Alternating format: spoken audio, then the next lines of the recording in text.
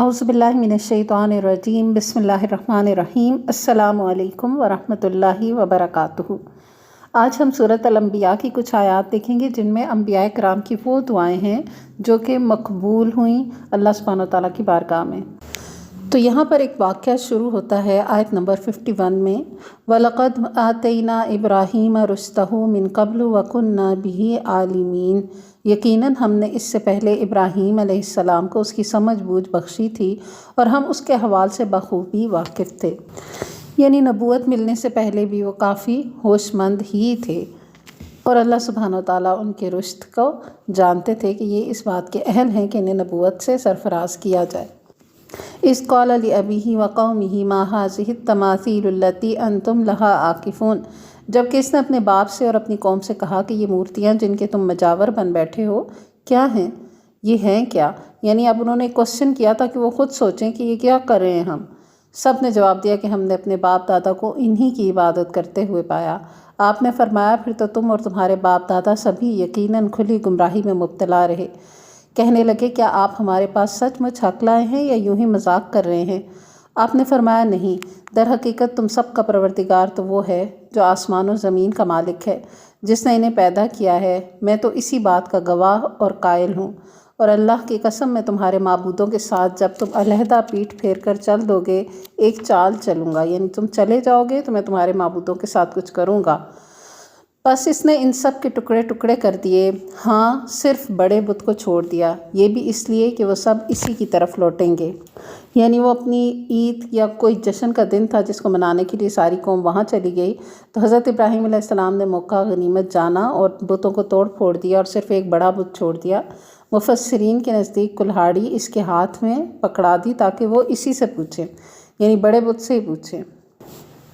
پھر جب وہ سب واپس آئے تو کہنے لگے کہ ہمارے خداؤں کے ساتھ یہ کس نے کیا؟ ایسا شخص تو یقیناً ظالموں میں سے ہے۔ بولے ہم نے ایک نوجوان کو ان کا تذکرہ کرتے ہوئے سنا تھا جسے ابراہیم کہا جاتا ہے۔ سب نے کہا اچھا، اسے مجمع میں لوگوں کی نگاہوں کے سامنے لاؤ تاکہ سب دیکھیں۔ کہنے لگے اے ابراہیم، کیا تو نے ہی ہمارے خداؤں کے ساتھ یہ حرکت کی ہے؟ آپ نے جواب دیا بلکہ اس کام کو ان کے بڑے نے کیا ہے، تم اپنے خداؤں سے ہی پوچھ لو اگر یہ بولتے چالتے ہوں۔ بس یہ لوگ اپنے جی میں سوچنے لگے اور کہنے لگے واقعی ظالم تو تم ہی ہو۔ پھر اپنے سروں کے بل اوندھے ہو گئے اور کہنے لگے یہ تو تجھے بھی معلوم ہے کہ یہ بولنے چالنے والے نہیں۔ یعنی فرسٹ آف آل جب حضرت ابراہیم علیہ السلام نے ان کو کوشچن کیا تو وہ چکرا گئے، کیونکہ کوشچن میں ہی آنسر تھا اور وہ سمجھ گئے کہ غلطی ہماری ہی ہے، لیکن چونکہ وہ غلطی کو کور کرنا تھا اب انہوں نے، جو کہ ایک بیڈ ہیومن نیچر کہہ لیں کہ جس میں پتہ چل جائے کہ غلطی ہے لیکن پھر اس کے بعد اپنی غلطی پہ ڈٹ جانا، تو انہوں نے کہا کہ تمہیں تو پتہ ہے کہ یہ بولنے چالنے والے نہیں۔ اللہ کے خلیل حضرت ابراہیم علیہ السلام نے اسی وقت فرمایا افسوس، کیا تم اللہ کے علاوہ ان کی عبادت کرتے ہو جنا تمہیں کچھ بھی نفع پہنچا سکے نہ نقصان؟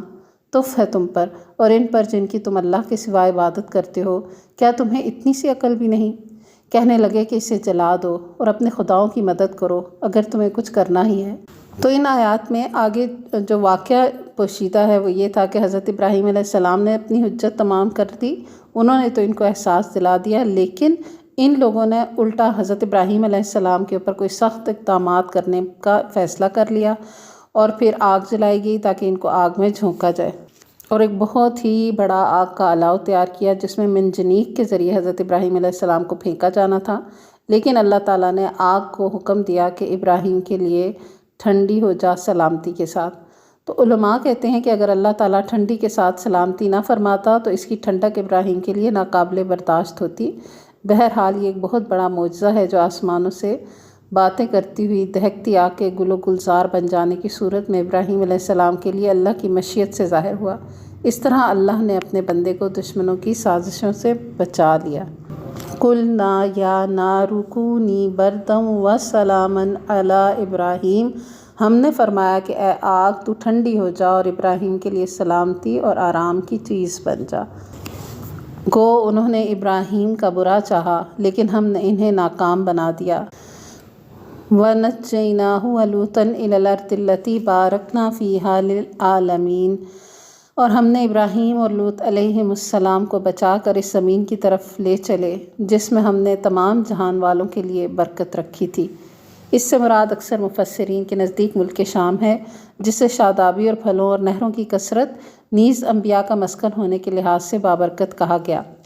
وَوَهَبْنَا لَهُ إِسْحَاقَ وَيَعْقُوبَ نَافِلَةً وَكُلًّا جَعَلْنَا صَالِحِينَ، اور ہم نے اسے یعنی ابراہیم علیہ السلام کو اسحاق عطا فرمایا اور یعقوب اس پر مزید، اور ہر ایک کو ہم نے صالح بنایا، اور ہم نے انہیں پیشوا بنا دیا، رہنما بنا دیا کہ ہمارے حکم سے لوگوں کی راہبری کریں، اور ہم نے ان کی طرف نیک کاموں کے کرنے اور نماز کے قائم رکھنے اور زکوٰۃ دینے کی وحی کی، اور وہ سب کے سب ہمارے عبادت گزار بندے تھے۔ اور ہم نے لوط کو بھی حکم اور علم دیا اور اسے اس بستی سے نجات دی جہاں کے لوگ گندے کاموں میں مبتلا تھے اور تھے بھی وہ بدترین گناہگار۔ وَأَدْخَلْنَاهُ فِي رَحْمَتِنَا إِنَّهُ مِنَ الصَّالِحِينَ، اور ہم نے لوط کو اپنی رحمت میں داخل کر لیا، بے شک وہ نیکوکار لوگوں میں سے تھا۔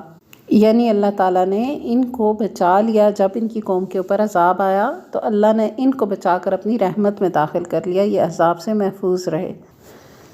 وَنُوحًا إِذْ نَادَىٰ مِن قَبْلُ فَاسْتَجَبْنَا لَهُ فَنَجَّيْنَاهُ وَأَهْلَهُ مِنَ الْكَرْبِ الْعَظِيمِ۔ نوح علیہ السلام کے اس وقت کو یاد کیجئے جبکہ اس نے اس سے پہلے دعا کی، ہم نے اس کی دعا قبول فرمائی اور اسے اور اس کے گھر والوں کو بڑے کرب سے نجات دی۔ وَنَصَرْنَاهُ مِنَ الْقَوْمِ الَّذِينَ كَذَّبُوا بِآيَاتِنَا إِنَّهُمْ كَانُوا قَوْمَ سَوْءٍ فَأَغْرَقْنَاهُمْ أَجْمَعِينَ، اور جو لوگ ہماری آیتوں کو جھٹلا رہے تھے ان کے مقابلے میں ہم نے اس کی مدد کی، یقیناً وہ برے لوگ تھے، بس ہم نے ان سب کو ڈبو دیا۔ وَدَاوُودَ وَسُلَيْمَانَ إِذْ يَحْكُمَانِ فِي الْحَرْثِ إِذْ نَفَشَتْ فِيهِ غَنَمُ الْقَوْمِ وَكُنَّا لِحُكْمِهِمْ شَاهِدِينَ، اور داود اور سلیمان علیہم السلام کو یاد کیجئے جبکہ وہ کھیت کے معاملے میں فیصلہ کر رہے تھے کہ کچھ لوگوں کی بکریاں رات کو اس میں چر چگ گئی تھیں، اور ان کے فیصلے میں ہم موجود تھے۔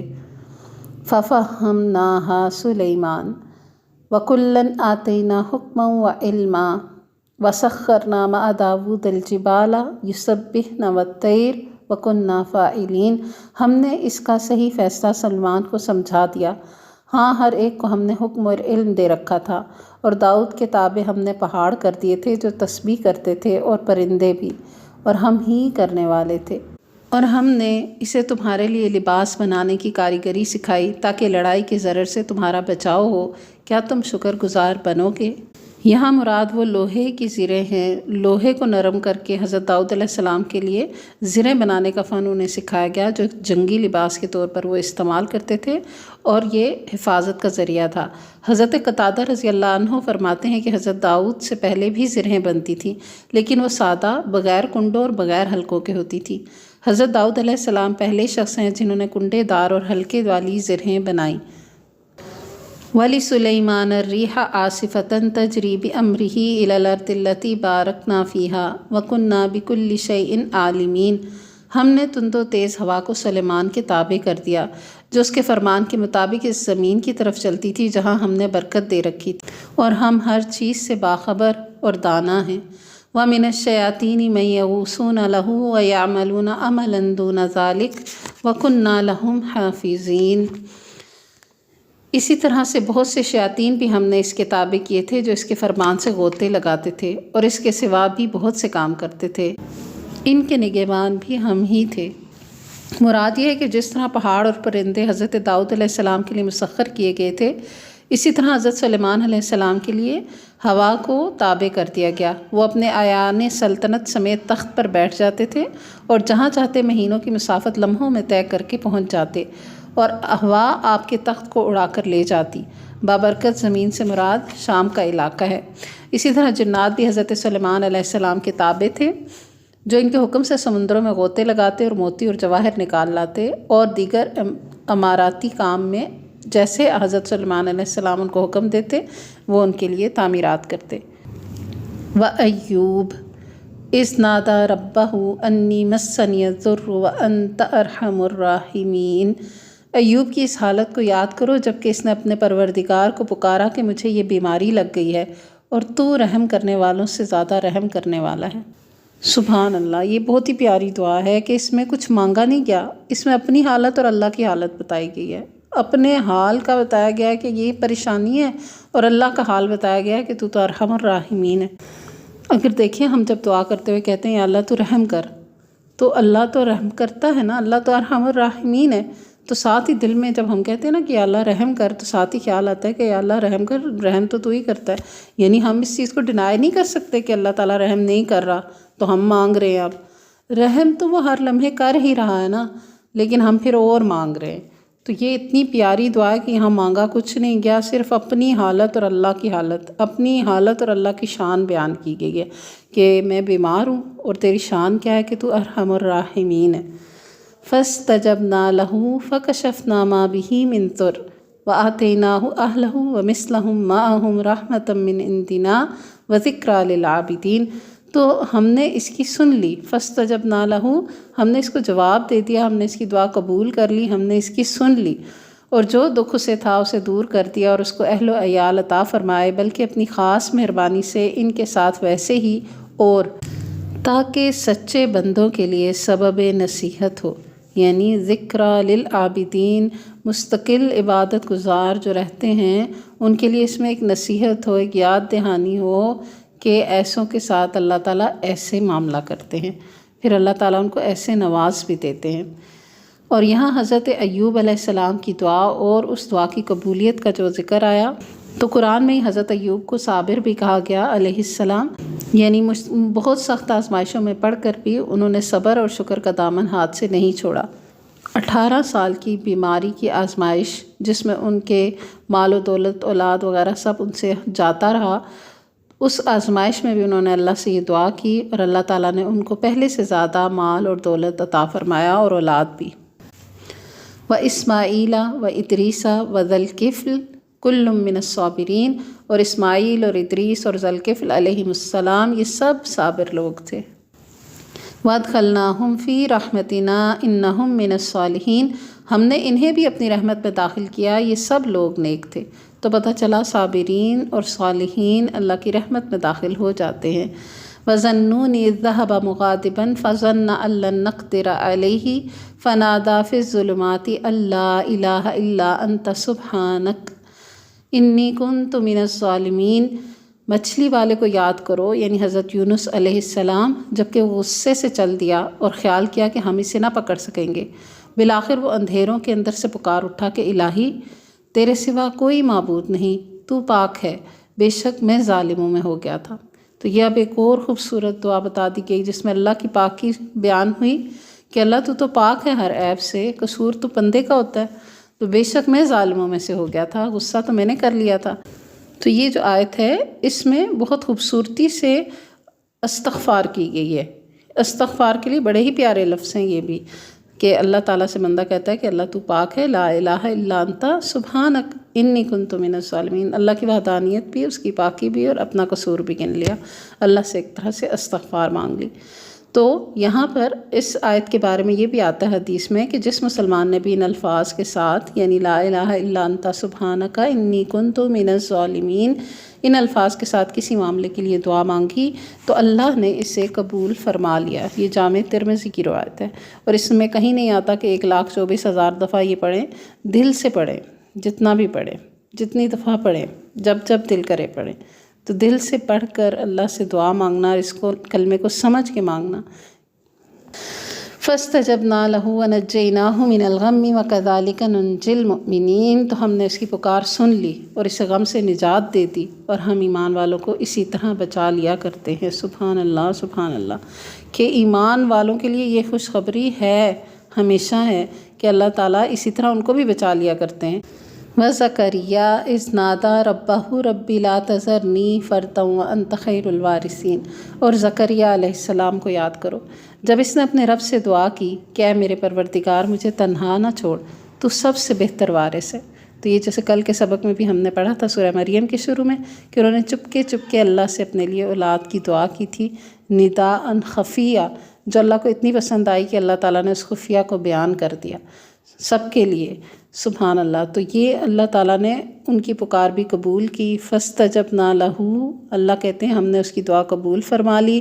ووہبنا لہ یحییٰ، वास्लहना लहू ज़ौजा इन्नहुम कानू युसारिऊन फ़िल खैराति व यदऊनना रग़बन व रहबन व कानू लना ख़ाशिईन। और हमने इसको यहया अता फरमाया यानी बेटा, और इसकी बीवी को इसके लिए दुरुस्त कर दिया। ये बुज़ुर्ग लोग नेक कामों की तरफ जल्दी करते थे और हमें उम्मीद और खौफ से पुकारते थे और हमारे सामने आजिज़ी करने वाले थे। तो ये बातें अल्लाह को पसंद आईं कि नेकियों में सबकत करना, खौफ और उम्मीद के साथ अल्लाह को पुकारना और अल्लाह के सामने खशियत से रहना, दब के रहना, आजिज़ बन के रहना, अकड़ के ना रहना। तो फिर अल्लाह ताला ने की ये दुआ भी कबूल फरमाई। वल्लती अहसनत फ़रजहा फ़नफ़ख़ना फ़ीहा मिन रूहिना वजअलनाहा वब्नहा आयतल लिल आलमीन। और वो पाक दामन औरत जिसने अपनी इस्मत की हिफाजत की, बस हमने इसके अंदर अपनी रूह से फूंका और ख़ुद उसे और उसके लड़के को तमाम जहान के लिए निशानी बना दिया। किस्सा है हज़रत मरियम अलैहिस्सलाम और हज़रत ईसा अलैहिस्सलाम का। इन्ना हाज़िही उम्मतुकुम उम्मतन वाहिदा, ये तुम्हारी उम्मत है जो हकीकत में एक ही उम्मत है। व अना रब्बुकुम फ़अबुदून, और मैं तुम सब का परवरदिगार हूँ, बस मेरी ही इबादत करो। यानी तुम सब का तरीक़ा, तुम सब का दीन, बुनियाद एक ही है और वो है तौहीद। और इसी की दावत तमाम अंबिया ने दी है लोगों को। यहाँ हम अपना सबक मुकम्मल करते हैं। तमाम पैगंबरों की दुआएं भी पढ़ी और साथ साथ दुआ के साथ ही अल्लाह ताला की तरफ से ये कबूलियत का जो ऐलानिया जारी हुआ वो भी पढ़ा कि अल्लाह ने इन सब की दुआएं कबूल मंजूर फरमाई। अल्लाह इन दुआओं को हम सब के हक़ में कबूल मंजूर फरमाए। व आखिर दावाना अनिल हम्दुलिल्लाहि रब्बिल आलमीन। सुब्हानक अल्लाहुम्मा व बिहम्दिका नशहदु अल्ला इलाहा इल्ला अंता नस्तगफिरुका व नतूबु इलैक। वस्सलामु अलैकुम व रहमतुल्लाहि व बरकातुहू।